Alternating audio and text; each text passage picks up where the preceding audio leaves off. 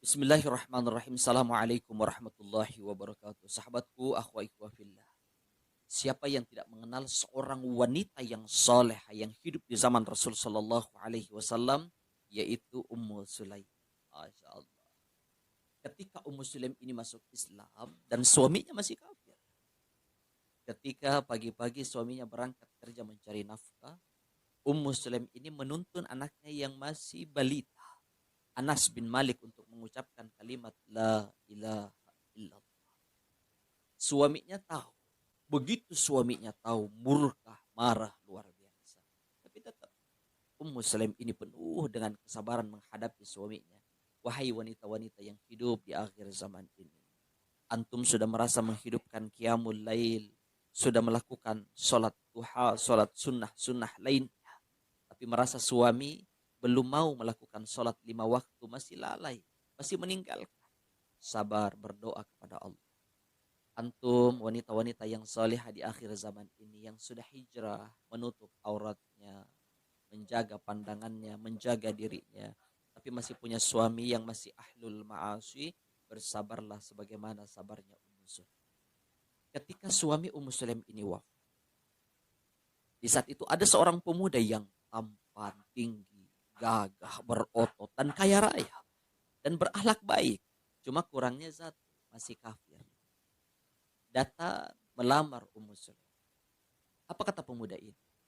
Ngegoda dia, udah mulai ngegoda nih. Wahai Ummu Sulaim, tidak layak seorang wanita seperti dirimu hidup seorang diri. Aku ingin menemani hidupmu, aku ingin menjadi suamimu, aku ingin menikahi. Apa yang keluar dari lisan seorang wanita yang soleha? Engkau adalah seorang laki-laki yang baik, yang berakhlak. Tidak layak seorang laki-laki yang tampan kaya raya sepertimu ditolak lamarannya. Cuma saya seorang muslimah sedangkan engkau masih kafir. Apa kata Abu Talha? Semua kekayaanku untukmu. Kau mau apa? Mau emas, mau perak. Semuanya aku berikan kepadamu. Maharnya apa yang kau pinta, akan aku penuhi semuanya. Lihat, lagi-lagi dari mulut seorang wanita yang beriman kepada Allah. Dia tidak meminta mahar yang mahal. Yang keluar dari lisannya, aku nggak butuh harta yang banyak, mahar yang mahal. Aku cukup agama Islam menjadi mahar Allah. Dengarkan baik-baik, cukup agama Islam menjadi maharku. Masuklah ke dalam Islam, maka insya Allah aku siap untuk dinikahi oleh Abu Talha. Senang, senyum Abu Talha. Maka Abu Talha ini lari menghadap kepada Rasul Sallallahu Alaihi Wasallam. Di hadapan Rasulullah, ya Rasulullah, tuntun aku untuk mengucapkan 2 kalimat syahadat. Dituntun sama Rasulullah. Selesai, tangan Rasul dipegang sama Abu Talha. Kata Abu Talha sambil senang, Abu Talha tersenyum-senyum. Ya Rasulullah, tugasmu belum selesai, ada satu lagi ya Rasulullah. Rasul bingung tuh. Abu Talha, tugas saya apa lagi? Kau nikahkan diriku dengan Ummu Sulaim. Masya Allah. Singkat cerita, Ummu Sulaim dan Abu Talha ini menikah. Di dalam pernikahannya itu Allah Subhanahu wa taala memberikan satu anugerah anak yang lucu, yang sangat disayangi. Masya Allah, Abu Talha tuh seneng banget sama anak. Suatu hari anaknya sakit, nangis, badannya panas. Tapi tetap seorang ayah itu pagi-pagi Abu Talha keluar mencari nafkah. Begitu keluar mencari nafkah, berangkat anaknya wafat, anaknya meninggal. Lihat, dari seorang wanita yang soleh, Ummu Sulaim. Apa kata Ummu Sulaim? Sambil senyum, anakku telah wafat. Jangan ada yang memberikan kabar informasi kepada suamiku bahwa anaknya telah wafat. Biar aku sendiri yang memberikan informasi kepada Allah. Tahu tuh, suaminya malam pulang. Maka Ummu Sulaim udah dandan cakep banget, pakai parfum yang paling wangi, yang paling mahal. Suaminya datang. Suami kita seorang ayah yang punya anak, ketika pulang ke rumah siapa yang pertama kita tanyakan?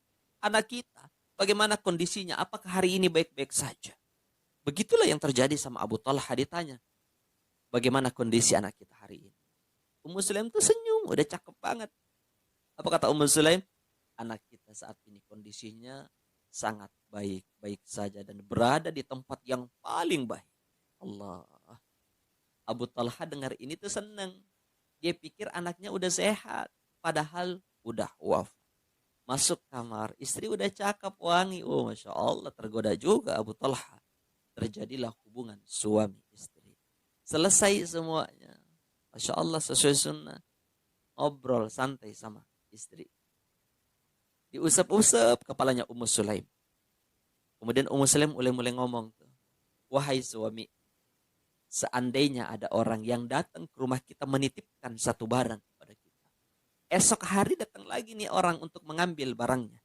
Apakah engkau marah? Apa kata suaminya, wahai istriku tercinta?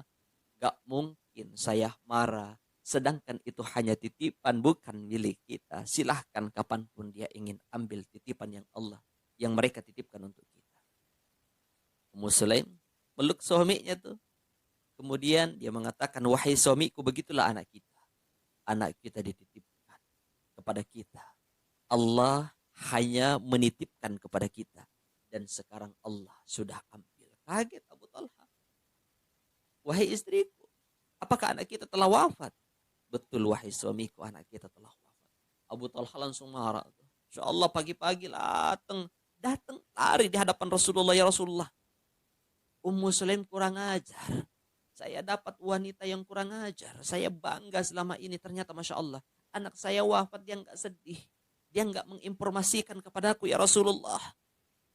Rasulullah juga senyum. Abu Talha makin bingung, marah Abu Talha, ya Rasulullah. Kenapa kamu juga ikut senyum? Saya ini lagi sedih, saya lagi laporan, ya Rasulullah. Apa kata Rasulullah Sallallahu Alaihi Wasallam? Abu Talha, sesungguhnya Allah sudah memberikan anugerah istri yang soleha untukmu, bersyukurlah. Anakmu itu cuma titipan dari Allah. Dan Abu Talha tahu enggak? Tadi malam saat kau mendatangi istrimu, saat engkau berhubungan dengan istrimu, lagi-lagi Allah memberikan anugerah anak di dalam rahim istrimu. Masya Allah. Ternyata Ummu Sulaim lagi-lagi itu hamil, anaknya wafat, diganti. Dan kata Rasulullah, kelak anakmu itu akan menjadi aset di hadapan Allah Subhanahu wa taala. Ummu Sulaim pulang udah senyum tuh. Sampai rumah istrinya juga heran. Tadi suamiku berangkat marah, buru-buru. Sekarang Masya Allah, buru-buru juga, cuma udah senyum. Datang ke rumah, minta maaf. Wahai istriku, semuanya hanya titipan dari Allah. Dan Allah sekarang lagi menitipkan anugerah yang termahal di dalam rahimmu. Sambil memeluk dan mengusap-ngusap perut istrinya. Masya Allah, inilah kehidupan orang yang beriman kepada Allah. Semoga kita menjadi orang yang sabar. Apapun dalam hidup kita ini ukurannya adalah Allah, Allah, Allah. Assalamualaikum warahmatullahi wabarakatuh.